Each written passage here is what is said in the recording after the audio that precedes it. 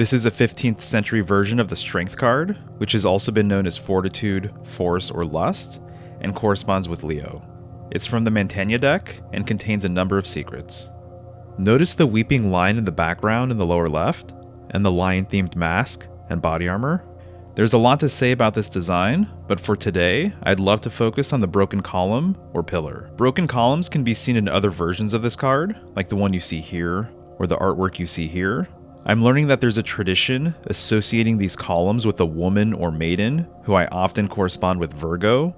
And of all things, I've noticed that cats and serpents, which are symbolically bonded to each other, are frequently connected to these pillars as well. It turns out the broken pillar is a common motif found within Freemasonry, as you can see in this illustration, which is Freemasonic, and in this illustration here. This makes sense given the fact that their system is largely based on pillar symbolism. This scene is known as the Weeping Virgin. There are many variations, but this is probably my favorite.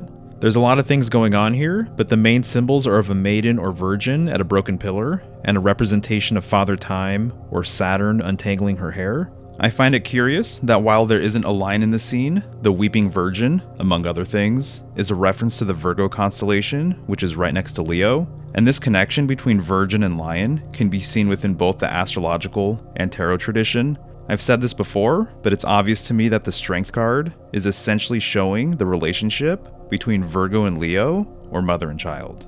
Further evidence of this can be seen in the Dendera zodiac, which is Egyptian. In their depiction of Leo, you'll see a woman holding its tail with one hand and a weapon in the other, which in my opinion is another way of showing the virgin taming the beast, which symbolically she also created. Also, you'll notice that the lion is riding a boat, which is actually a serpent. As far as I'm concerned, this connection comes from the stars. If you look in this part of the night sky, you'll observe that Virgo and Leo both sit on top of Hydra, which is a large serpent constellation. This trinity between woman, cat, and serpent can be seen in some unlikely places. Funny enough, when Cardi B's WAP video came out, it was released during Leo season, and when I saw it, many of these symbols popped out at me immediately. There's big cats, serpents, and fallen pillars. In this shot, you can see a number of snakes, but when the camera first enters this room, you can see these pillars.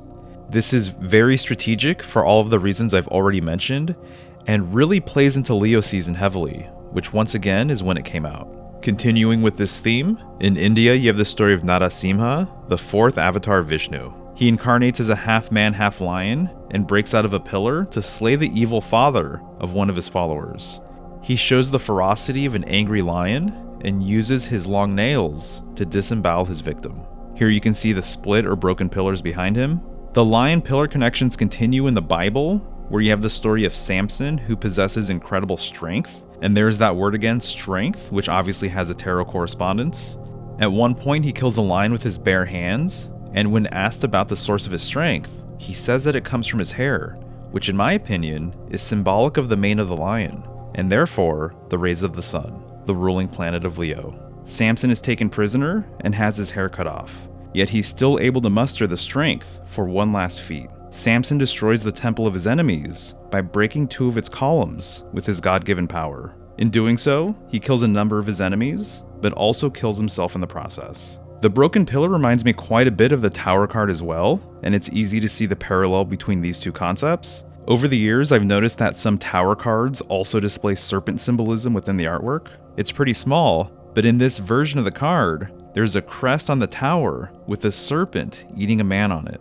And in the Thoth deck, the Tower card shows a small depiction of the Demiurge, which is the half-lion, half-serpent deity from the Gnostic tradition. Circling back around to the Strength card, I think it's appropriate that there's at least one deck, the Tarot of Ceremonial Magic, that uses the Demiurge as a substitute for the lion in their version of the card, which you can see here. So there you have it. There's an interesting link between broken columns and a few symbols closely related to Leo season that I couldn't ignore.